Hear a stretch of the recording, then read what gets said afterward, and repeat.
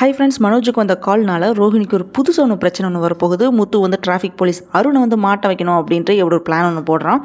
கால் ஒன்று வருது. அதில் வந்து ரோஹிணி வந்து பல்கை வந்து சிக்க போகிறாங்க. என்ன நடந்துச்சு அப்படின்றத வாங்க பார்க்கலாம்.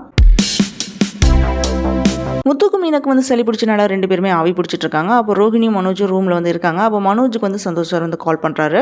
அவர் பிஸ்னஸ் பற்றி பேசிட்டு மலேசியாவில் புதுசாக வந்து பிஸ்னஸ் ஸ்டார்ட் பண்ண போகிறேன் அப்படின்னு வந்து சொல்கிறாரு. உங்களோட மாமனார் எப்படி இருக்கார், அவர்கிட்ட பிஸ்னஸ் பற்றி பேசலாமா அப்படின்னு வந்து கேட்குறாரு. இதை கேட்ட ஷாக்கான மனோஜ் என்ன சொல்கிறான்னா, அவர் இப்போ வந்து வேற கண்ட்ரி போயிட்டாரு, அங்கே இல்லை அப்படின்னு சொல்லி சமாளிச்சிடுறான். உடனே ரோஹிணி என்னாச்சு அப்படின்னு வந்து கேட்குறா. சந்தோஷ் சார் உங்கள் அப்பாவை பற்றி வந்து பேசுகிறாரு அப்படின்னு வந்து சொல்கிறான் மனோஜ். அதுக்கு ரோஹிணி அவர்கிட்ட வந்து உண்மையை சொல்ல வேண்டியது தானே அப்படின்னு வந்து சொல்கிறா. இப்போ அவர்கிட்ட சொன்னால் வந்து சரிப்பட்டு வராது, ஆல்ரெடி நம்ம ஏமாந்து போயிட்டோம் அப்படின்னு வந்து தெரிஞ்சிருக்கோம். இப்போ உங்கள் அப்பா ஜெயிலில் இருந்து தானே இறந்துட்டாரு அப்படின்னு தெரிஞ்சா நம்ம மேலே வந்து அவருக்கு வந்து பிளாக் மார்க் வந்துடும் அப்படின்னு வந்து சொல்கிறான். அதுக்காக தான் நான் சமாளித்தேன் அப்படின்னு வந்து சொல்லுவான் மனோஜ்.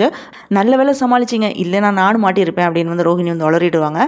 இதனால் மனோஜ் என்ன மாட்டியிருப்பியா அப்படின்னு வந்து கேட்குறான். அதுக்கு நீ சமாளிக்கலன்னா நம்ம மேலே அவருக்கு வந்து தப்பான அபிப்பிராயம் வந்திருக்கும், அதைத்தான் வந்து சொன்னேன் அப்படின்னு சொல்லி வந்து ரோஹிணி வந்து சமாளிச்சிடுறாங்க. அங்கே முத்து மீனாவும் ஹாலில் வந்து போர்வையை போதி வந்து ஆவி பிடிச்சிட்டு இருக்காங்க. அதை பார்த்து தப்பாக நினச்சிட்டு விஜயா வந்து கத்துறாங்க. ஆவி பிடிக்கிறாங்க அப்படின்னு தெரிஞ்சதுமே இங்கே இருந்து எதுக்காக பிடிக்கிறீங்க அப்படின்னு வந்து திட்டிட்டு இருக்காங்க. அப்போ மனோஜ் வந்து ஃபோனை பார்த்துட்டு வேகமாக வந்து ஆவி பிடிக்கிற பாத்திரத்தை தட்டி விட்டு கீழே வலிக்கி விழுந்துடுறான். ஸோ இதனால் அவனோட ட்ரெஸ் எல்லாமே வந்து ஈரமாயிடுது. அதனால் மனோஜ் என்ன சொல்கிறான்னா, என் மேலே வேணும்னே ஸ்ருதி வந்து கூட்டிட்டீங்க அப்படின்னு வந்து திட்டுறான். அப்போ அங்கே வந்து ஸ்ருதி என்ன சொல்கிறாங்கன்னா, முத்துக்கும் மீனுக்கு வந்து தனியாக வந்து ரூம் இல்லையே, ஸோ அவங்களுக்கு ரூம் இருந்தால் அவங்க ரூமுக்குள்ளேயே வந்து ஆவி பிடிச்சிருப்பாங்க, நீங்கள் தான் இந்த வீட்டில் வந்து பார்த்து நடக்கணும் அப்படின்னு சொன்ன உடனே மனோஜ் என்ன சொல்கிறான்னா, எல்லாருமே என் மேலேயே மட்டும் தப்பு சொல்லுவீங்க அப்படின்னு சொல்லிட்டு கோவப்பட்டு அங்கேருந்து போயிடுறான். ரவியும் ஸ்ருதி 2 பேருமே ரெஸ்டாரண்ட்டில் ஒர்க் பண்ணிட்டு இருக்காங்க. அப்போ ஸ்ருதி வேலை செய்கிறத பார்த்துட்டு அப்ரிஷியேட் பண்ணுறாங்க.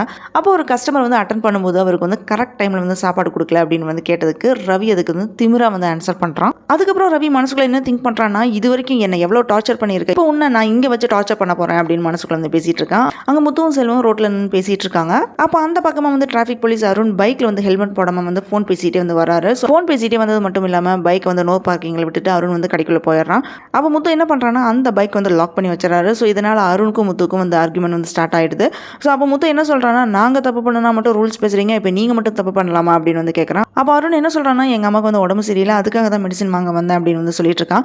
அதுக்கப்புறம் முத்து வந்து அருணை திட்டிட்டு அந்த லோக்கம் வந்து ஓப்பன் பண்ணி விட்டுறாரு. ஆனால் இவனை வந்து சும்மா விடக்கூடாது, ஏதாவது பண்ணணும் அப்படின்னு செல்வன்ட் வந்து சொல்லிட்டு இருக்கான் முத்து.